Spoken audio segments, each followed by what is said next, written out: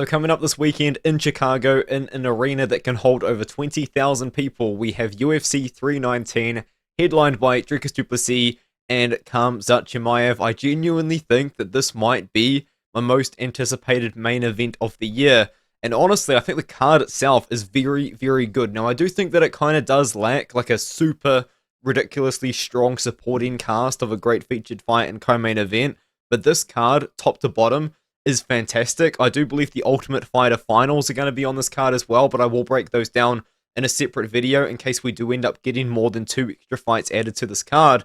But this is a great card. I'm really, really looking forward to it. And another thing that I'm looking forward to as well is coming up very soon, actually in only a couple of days, the Contender Series week number 1 card is going to be taking place, and I have already got my predictions out for that. So if you wanted to check out Contender Series predictions, you are in the right place. I would appreciate it if you did subscribe to my channel. I'm nearly at 10,000 subscribers.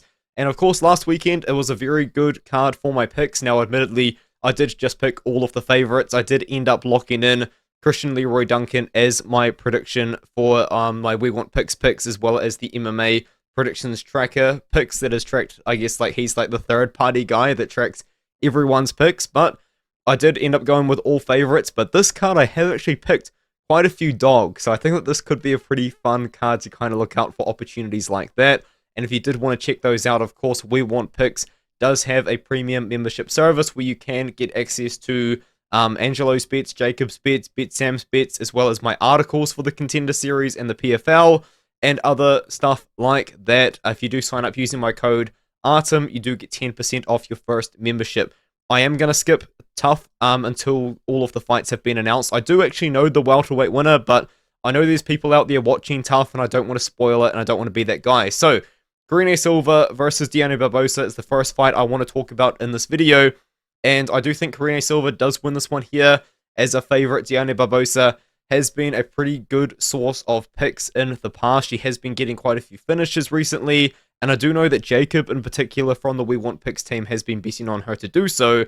But I just think against Karine Silva, Silva's tested against much better competition. She's also in my opinion as well, also a more dangerous finisher. I mean, she's got 18 wins, and most of them are by finish, and by finish early. I think she's going to be the stronger fighter out of the two as well, and I do think just kind of overall a little bit more well-rounded. I think if there was going to be a wrestling advantage in this fight, it would go to Karine Silva. And I do think that once Karine Silva can find control, it's going to be a bit more dominant than what Dione Barbosa can do with her control. So I'm going to just kind of quickly skip over this one. I do think that Silva wins. It is hard to say if Silva's going to find a finish, though. And now we can move up to Nursulton Ruziboev taking on Bryan Battle, and this is the first underdog pick of the card for me. I do believe that Ruziboev is a very good middleweight. I just don't think that he's a welterweight in any way. I think he only fought once at 170. It was against Buckley. It wasn't a good performance. He went back up to 185 pounds. And I think that he's looked very, very good since. Now, a couple of recent opponents haven't been as high level as what I think Bryan Battle is. But Battle, of course, is also a guy that fought at 185 pounds, cut down to 170 pounds, missed weight dramatically in his last fight. And because of that weight miss, he is now going to be moving up to 185 pounds again, which probably is a good weight class for him if he can't make 170 safely. But the thing is, Nursulton Ruziboev is a big boy. Now, he's got very small legs, which is kind of funny. Like, this guy's legs are tiny, but he is 6'5", and he is a very well-rounded fighter. In the UFC, we really have only seen striking out of him for the most part, but when I say that he is a very good grappler, I do mean it. And on the regional scene, you can see he's got a lot of submission wins, and he actually does use quite a bit of wrestling in these matchups here prior to getting into the UFC. And after he got into the UFC, that is kind of where we started to see a bit more striking. But I think in this matchup against Battle, Battle is the better striker in my opinion out of these two guys. Battle, of course, did kind of be the first guy to really sort of expose Kevin Jousse's strike, and if you watch that, you can see there are 2 levels of striker in that matchup, and Battle was the better one. He had a close fight against Randy Brown. Randy Brown seems to get on the end of close decisions more often than not, unfortunately for Brown. But I don't think Ruziboev, if he can mix in the grappling with the striking, and especially use that size advantage in the wrestling and the grappling, I think that we could see a Ruziboev submission. So I know that might be a bit of a hot take there, but I'm going to go with Ruziboev. I'm going to go with Ruziboev as the dog and to win by sub, which is probably the least likely option for a lot of people, I think. Now, Edson Barboza fights against Drakkar Klose. I thought long and hard about this one, I will admit. I actually initially saw this matchup, and I was going to pick Drakkar Klose, but then, of course, as I looked into it a little bit more, I kind of started to crunch a little bit of numbers in my head. So hear me out here for a second. I'm picking Edson Barboza to win this matchup as the slight favorite, but I do think Klose is a good dog. The reason why I wanted to pick Klose is because I thought that Klose wrestled a lot more in his fight than he does. And to be fair, he does wrestle a lot. He did shoot 7 takedowns against Joaquim Silva here, sorry. He didn't get a single one of them. Silva was able to defend 7 takedowns in that matchup, and Edson Barboza actually got taken down 4 times by Lerone Murphy. Murphy attempted 6 takedowns over 25 minutes and got 4 of them. And that did worry me a little bit, but if you do kind of look at other Barboza matchups that he has been winning, the takedown defense has held up a lot better. And overall, Drakkar Klose, despite him actually shooting takedowns, his takedown accuracy isn't that great. And honestly, in some matchups here around in this period of time, he's not even really offensively wrestling. He's more so striking. So although there was a lot of concern for me about Barboza, I do think that I like him in this matchup because I think his takedown defense can hold up at 155 pounds. He was a very big guy at 145, and then when he cut down for the first time, he was absolutely shredded. And I'm sure kind of just being that shredded, it might have taken potentially a little bit of energy out of him. So maybe coming up to 155, he's going to have more energy, maybe more cardio potentially. And he's not like coming in here and taking on a guy that's 25 years old up and coming, or someone like Chris Duncan or Mateus Rebecki or something like that. Drakkar Klose, despite being very dangerous, despite I think he actually was it Brandon Jenkins? He nearly big KO win here, guys. Despite him being able to do that to Brandon Jenkins, I don't think that he's going to have as crazy of a danger factor on the feet for Barboza to worry about. So I think that Barboza's technical striking at 155, I think it's going to work. And I think it is going to work against an older veteran in Drakkar Klose. And the thing about Klose as well is he has been taking a lot of periods of time off. This is very unfortunate for him because Jeremy Stephens, when he pushed him at the weigh-in, he actually did do some serious damage to Klose. So that's very unfortunate, but he has had those injuries, which does kind of suck to bring up, but it is something that is a factor. Alexandre Hernandez takes on Chase Hooper. This fight, honestly, I do think probably is a little bit closer than the odds, admittedly, but I do think Chase Hooper wins. Now, Chase Hooper was my lock of the card against Jim Miller a few months ago. When I was actively sports betting, and my dad was actually actively sports betting alongside me, and we both had Chase Hooper in our parlays and stuff. And Jim Miller made it a lot closer than I think a lot of us expected it to, because we were betting Chase Hooper at minus 800 odds to boost up some odds, you know what I mean? So yeah, probably in hindsight not that great to bet his money line, but I did. And I think Jim Miller kind of made it close. But to be fair, Jim Miller's a really crafty veteran. He's really, really good. He's got good wins. And Jim Miller beats everyone that's kind of lower level than Chase Hooper in the division, in my opinion. And the thing about Chase Hooper is he does kind of just do one thing really, really well. The striking has got a lot better, but it's still at the 155-pound level, I don't think is fantastic.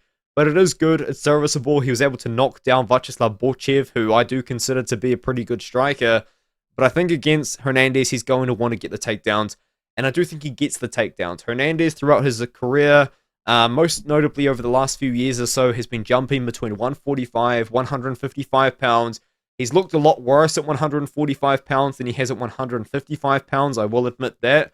But overall, the cardio for Hernandez isn't fantastic. I don't think his takedown defense is A++ standard, which I think it's going to need to be against someone like Chase Hooper, who can take you down in multiple different ways. Notably, he can take the back and drag you down is kind of a very common sort of technique for him to do so. And on the feet, yes, of course, I would probably favor Hernandez on this one here with his heavy boxing style. But I think Hooper has kind of proven that he can be somewhat safe against guys that I think actually kind of do strike in a similar manner like Jim Miller does, honestly, to Hernandez. So I think that overall Hooper should be able to get this one done here. It's hard to say if he will submit Hernandez or not. It seems like a lot of people are going with that, but I'm going to go with the Hooper decision. I think that Hooper wins a decision. I think he's going to take the back of Hernandez and have the back of Hernandez for a very long period of time. That's what's going to win him the fight. Jessica Andrade versus Lupita Godinez. 2 ladies that cannot be trusted with your money at this point in their career. And what weight is this? This is at 115 pounds. Lupita Godinez, probably the worst fight IQ in the UFC, maybe the worst fight IQ in UFC history.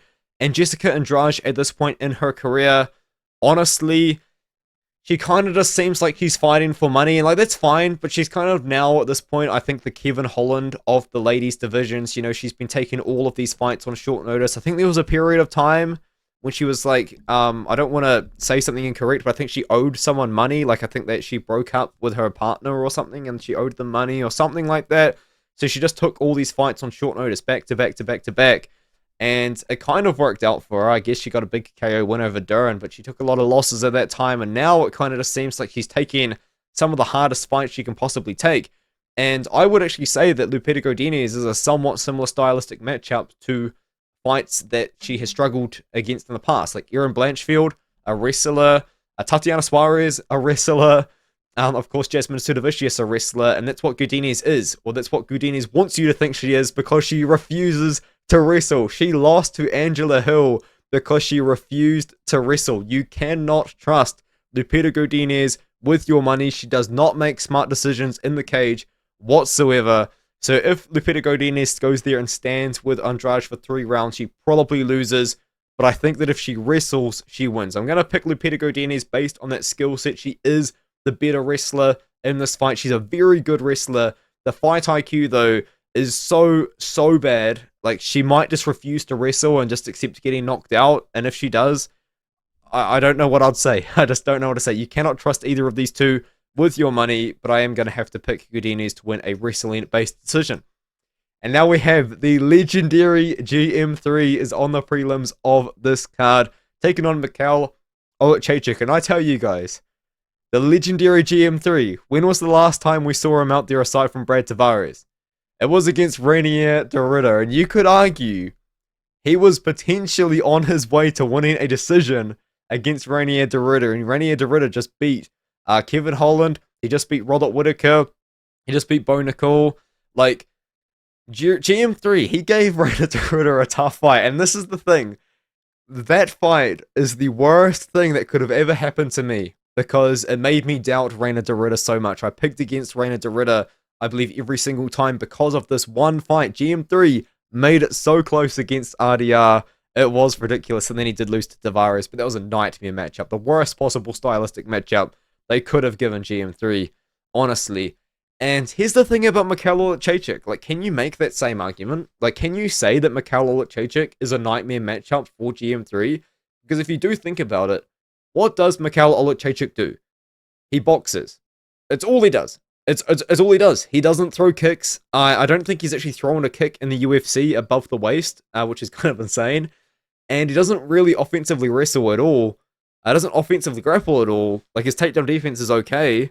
And I think he's like 1-0 with the fighting nerds at the moment, but it's against Demars, and Demars isn't really a wrestler at all. And before that, you know, he actually knocked down Holland, I think, or he hurt Holland and then got in the armbar, but he hasn't looked fantastic against grapplers in the past. The thing about GM3 is his striking is just so bad. I think that Michal can knock him out in the first round. Now, if it gets to the 3rd round, though, and legendary 3rd round GM3 comes out, that's when something different's going to happen. But if you do watch his fight against Andre Petroski, I actually thought he won this fight as well, by the way. This was just kind of like a showcase of how bad Petroski and Meerschaert striking is. And I think that Oleksiejczuk can knock out Meerschaert in this matchup because of just how bad his striking truly is. I know it's not the best breakdown at all, but if you know GM3, you know he's a grappler. You know, he wants to get the fight down to the ground. Michal wants to keep the fight on the feet. I think Michal can knock him out. I think Michal can knock him out in the first round. And now we have King Green. I'm still going to call him Bobby Green because I actually think I said if he beat Paddy Pimblett, I would call him King Green, but he didn't. And then he got absolutely highlighted by Mauricio Ruffi. So he's Bobby Green to me against Diego Ferreira, and I think that Diego Ferreira does beat Bobby Green. I think that this is stylistically another nightmare matchup for Bobby Green. Bobby Green, once again, kind of like Michal, he's a boxer, except he's got his own style. You know, like he keeps his hands by his waist, very, very low, and he kind of just wants to be a very difficult guy to hit. I think his fight against like Rafael Fiziev is probably like the single best example of his style and how frustrating it can be to have to try and deal with him, because he gave Fiziev a lot of problems in that matchup, and that was a purely striking matchup as well. But the thing about Bobby is he is getting older. He's been knocked out a couple times now badly. I mean, Jalen Turner probably took years off his life. Like these are bad losses that he has been taking recently, and I do think that Diego Ferreira, despite being an old man, he did beat Mateusz Rebicki by outlasting Rebicki in round 1 and really kind of pushing the pace outside of that first few minutes where Rebicki was just coming forward like a madman. He did lose to Grant Dawson, but Dawson's pretty good. And I know that MMA Math would tell you that Bobby Green knocked out Grant Dawson, but I think that Diego Ferreira, I think what he can do is he can put a wrestling pace on Bobby Green at this point in his career. I know both guys are pretty old. Both guys are unks. They are. But Diego Ferreira is a solid fighter. He can kind of offensively wrestle, offensively strike as well, obviously. But I do think that what it comes down to is the pace that Ferreira is going to try and put on Bobby Green in the wrestling department. Bobby wants this fight on the feet.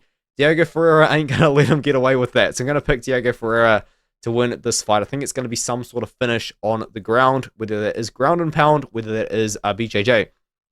And now the main card begins. Tim Elliott takes on Kai Asakura at 125 pounds. A big bounce back fight for Kai Asakura. Now, of course, Kai Asakura was given the title fight in his UFC debut, which was a pretty massive deal. And honestly, dude, he nearly knocked out Pantoja. Now, I know that Pantoja ate that flying knee like it was nothing and just kept going on, but there are a lot of flyweights out there in this world that would not have survived that knee. And that's kind of insane. But the thing is, like, I know he lost the fight and he did kind of get dominated on the ground, and now he's taken on a wrestler in Tim Elliott. He still landed those big shots on Pantoja, right? And I know that Tim Elliott has that very funky striking style where he's always moving his hands. You know, he gave, I believe it was Tagier Ulanbekov, a lot of problems with that boxing style. And he's going to be hard to hit. He's going to be awkward. He's always moving his shoulders around as well. He's kind of dancing in there.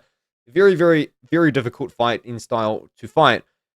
I still think that Asakura can land the big shots on the feet here. I do rate Asakura's striking a lot. I think he's very good at striking. I think that his size at 125 pounds is massive. He is one of the biggest guys at this weight class. Of course, I think he was fighting at 135 pounds for Ryzen, and he was doing some fights at 125, but I think he was the guy at 135 pounds for them. And now he's coming over to the UFC, of course, at 125.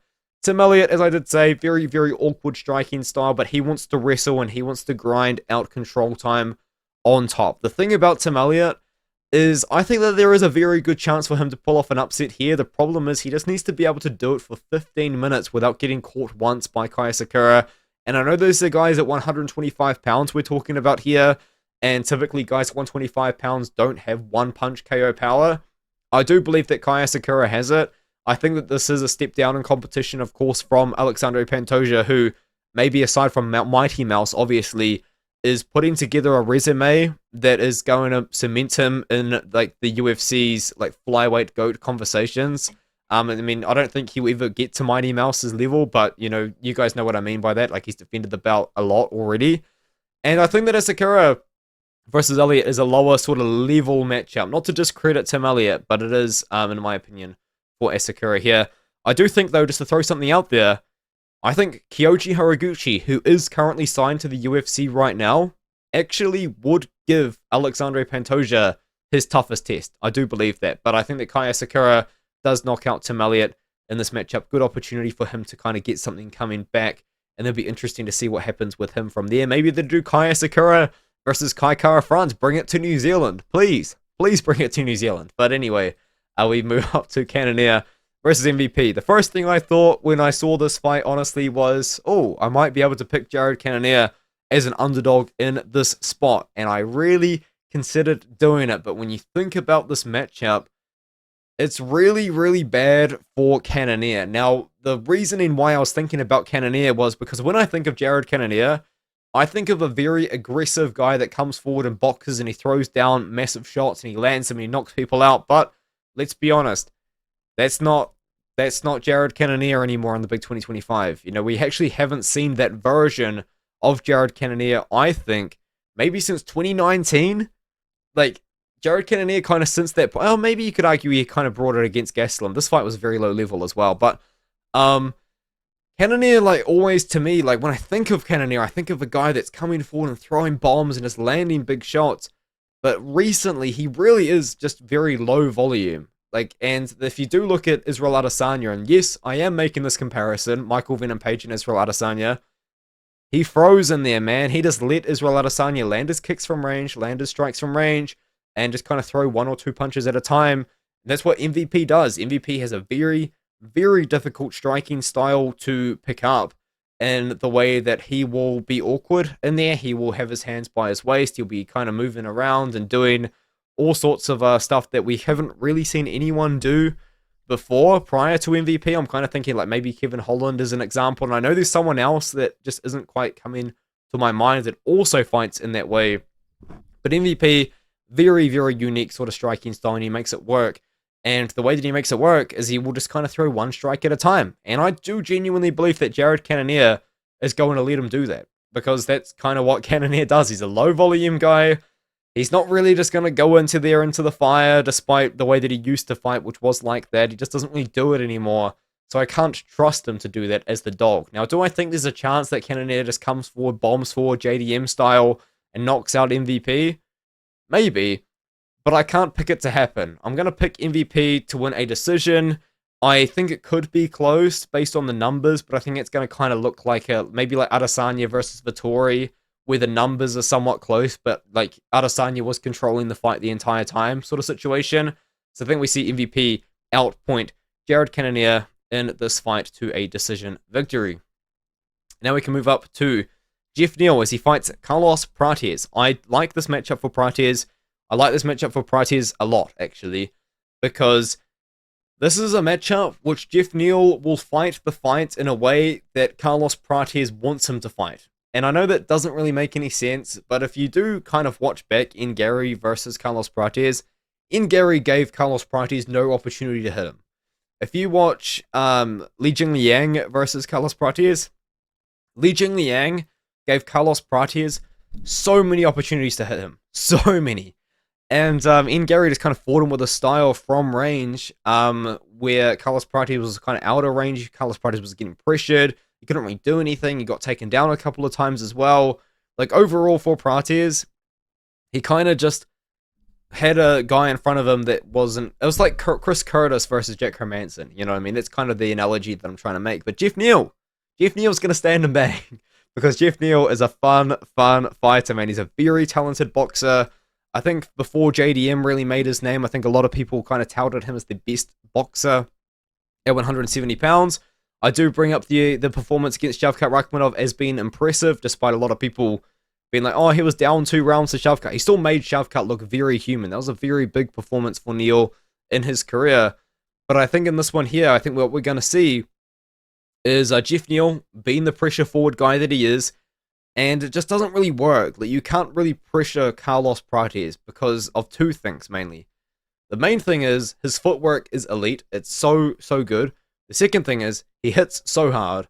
The third thing is so many things. The third thing is as well, his counter striking is incredible. Like, if you watch the way that Neil Magny was pressuring forward and or at least coming in for his strikes, not really like Magny was pressuring in that matchup, aside from the takedowns, I guess. Magny was moving forward and Prates was catching him as Magny was coming in. And that's the way that Geoff Neal is going to have to fight this fight, because Geoff Neal is a boxer with a reach disadvantage, and he does most of his best work on the inside, like quite in close. He's got good eyes in the pockets, but Prates, he's a sniper. I think he's going to snipe him on the way in. He's going to be popping that jab.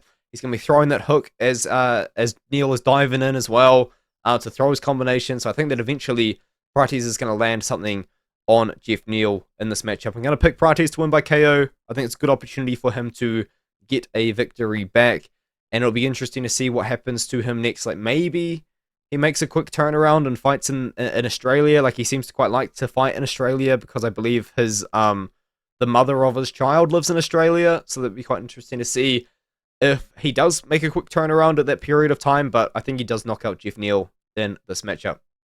I think it just occurred to me that in the intro I said that I was going to pick a lot of underdogs this card, and I've actually only picked 1 underdog so far. But I think that I kind of messed up in my head, like, who I was actually going to pick, because I think a lot of my initial leans were the dogs, and then I ended up flipping to the favorite with some tape study. So I think that's kind of my excuse for making that comment, because I'm going to be honest with you guys, the favorites train is continuing. I actually am picking Aaron Pico versus Lerone Murphy in this matchup. This is a co-main event.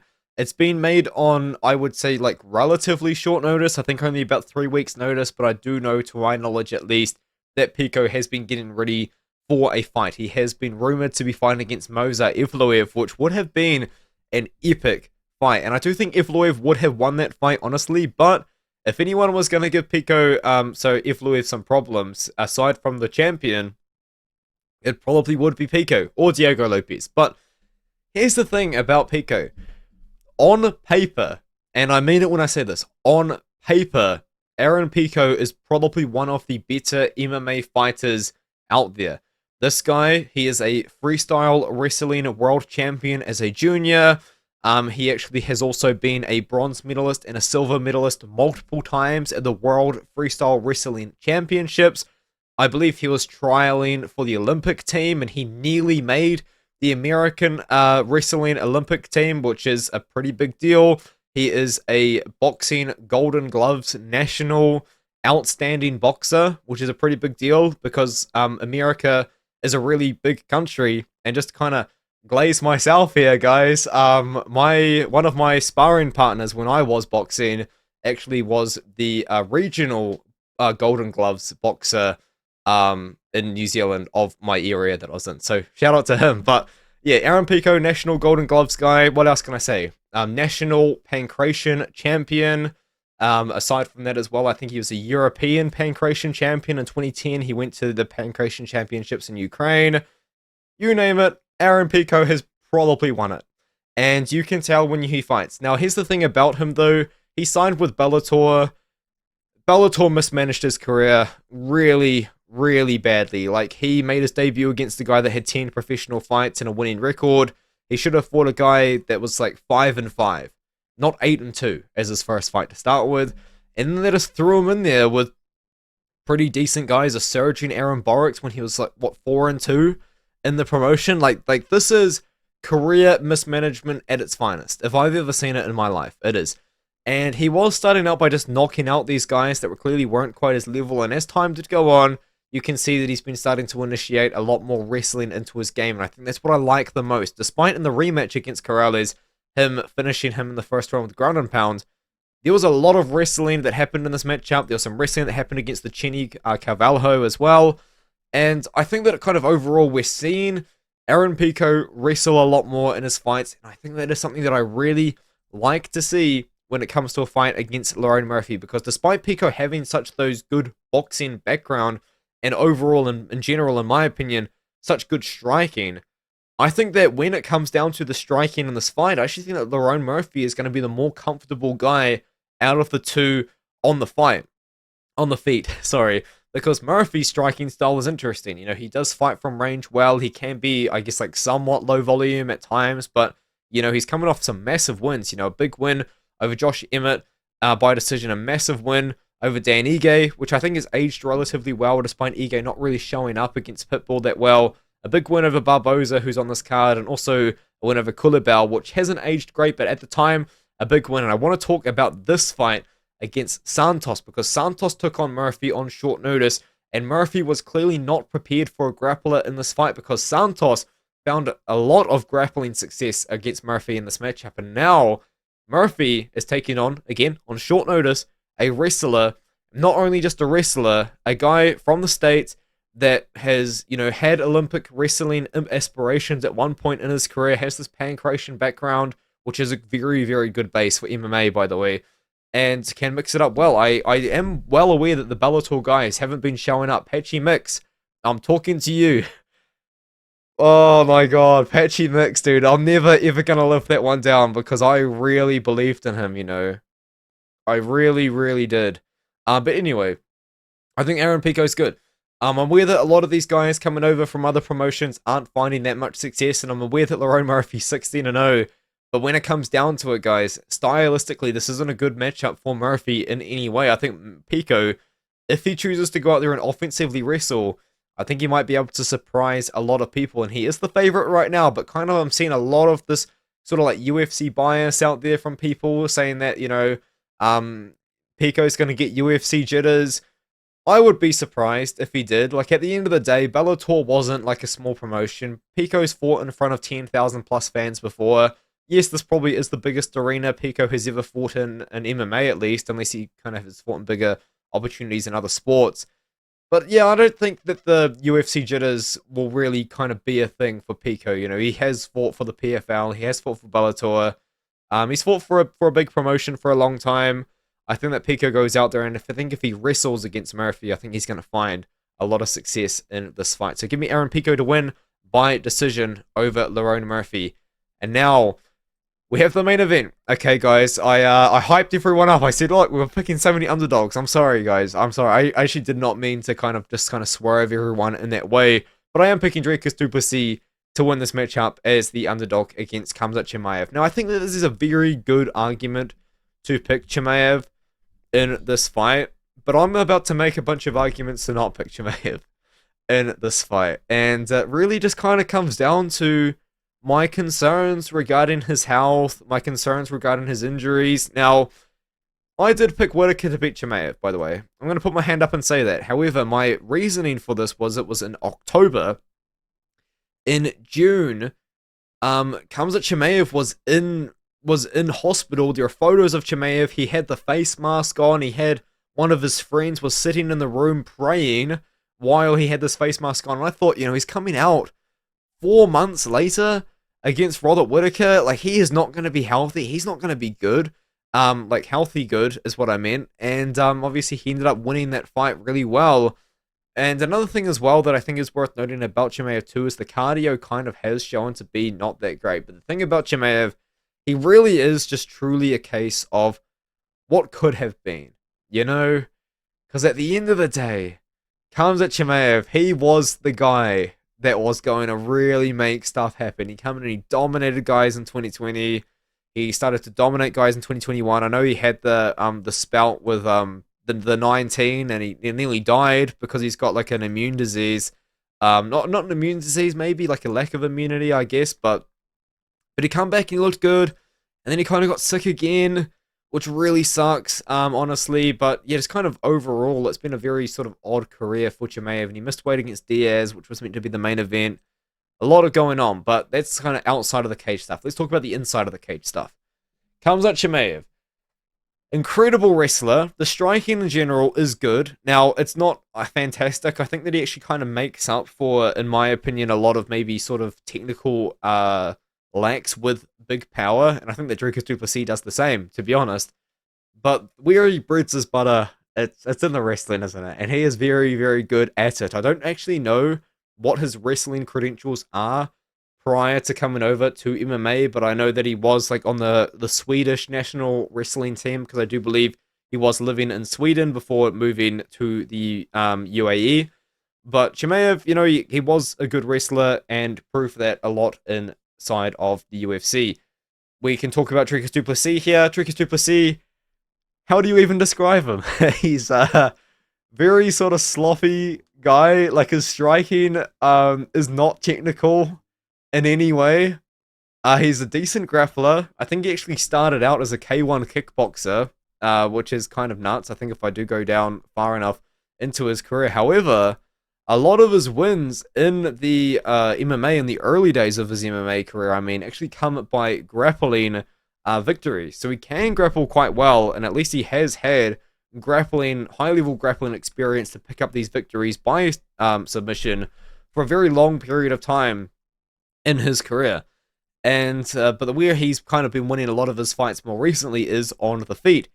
But he's just not a technical striker. Like, it's amazing to me how he's managed to get so far, because he's so awkward. His chin's kind of up there in the air. He's had that surgery on his nose, so he can still kind of breathe through his nose. His cardio is really, really good. And what really kind of stood out to me, though, that really just told me, oh my goodness, this guy must hit hard, was the fight against Israel Adesanya, because of course he won that fight by submission against Israel Adesanya, but the way that he set it up was he was landing on Izzy. I think it was in it must have been in actually the fourth round itself, where he set up this victory, was he just landed like a couple of hooks that didn't really look like he landed them clean. Like when Alex Pereira fought Adesanya, Pereira was hitting Adesanya clean. And Adesanya, he got hit by Dricus Du Plessis, not super clean. And he was stumbling around, he was getting hurt, and then eventually ended up with the choking position. But Izzy's a guy that's always had a good chin. And I think that Dricus Du Plessis kind of like showed to me, oh my goodness, this guy can hit very hard. And I think I've just kind of went over that for a minute. I've kind of wasted a lot of time, I'm sorry, but for the most part, he's very good. Come forward, he beat Sean Strickland in their rematch, which I think was kind of deserved to have happened. I think I actually went to Strickland versus Adesanya live. That was pretty cool, but I digress. He beat Strickland, more damage based in that matchup. Was better performance for him as well, in my opinion. I think that against Khamzat Chimaev, the way that he wins this fight, and I do apologize for wasting so much time to get to this point, can he survive round one? Because that's what it comes down to, in my opinion. I think that if he survives round one, he wins the fight. And I know that that's not really a great sort of prediction to make, but it kind of just comes down to the Usman fight for Chimaev. Because when Chimaev made it outside of the first round with Usman, he was visibly very tired. The takedown defense came a lot easier to Usman. The striking to land the shots landed come a lot easier to Usman. And this is a 5-round fight. And I don't think it does go 5 rounds. I think if you're predicting this fight to go 5 rounds, you're probably in the minority. But I think this is a situation where if Chimaev doesn't finish Dricus Du Plessis in round number 1, I think Dricus Du Plessis can take over because he does hit hard. He does mix well to the body. He's got leg kicks. The takedown defense itself is good. I do worry just a little bit though. Like this is why Chimaev is such a big favorite. It's because I think a lot of people, in fact myself, this is how I think the fight happens. In the first 30 seconds of the fight, Chimaev is going to shoot a takedown. I got no doubt about that. Maybe in the first 10 seconds of the fight, Chimaev is going to shoot a takedown. If Dricus Du Plessis can defend that takedown, the fight is a lot more interesting than if he can't. I'll tell you that much. Because I could have just done this breakdown and yapped for so long, and I know this isn't my most technical of breakdowns, but this isn't the most technical of fights either. And Chimaev might just win it in 90 seconds, because that is the way that Chimaev wins fights. But if Chimaev wins this fight, maybe he could kind of fulfill that legacy that we all thought that he could have. Because he come up at 170, he was kind of meant to be the champion, right? Like they were trying to give him Leon Edwards 3 fights into his UFC career. He really kind of would have maybe kind of created a big sort of legacy for himself by now, but unfortunately he's been ill. I think maybe some other stuff has happened as well, but yeah, I think that Dricus Du Plessis, I think he wins, guys. I do. If he survives that round 1, if he's been drilling that takedown defense, I think that we've got a pretty good chance of Du Plessis knocking out Chimaev. A lot of people picking Du Plessis decision. I don't think it's going 5 rounds. I really don't. I think it's a Chimaev ground and pound KO or submission in the first, 3 minutes. Or a Du Plessis KO in the second, third, maybe the 4th round. Maybe. But let me know what you think in the comments below. I love this fight. I love this card. I haven't even broken down the Ultimate Fighter fights. There's going to be 2 more fights added to this card. Well, 1 more fight, sorry. Potentially a runner-up fight as well, maybe. I don't know. But yeah, this is a good card. I look forward to it.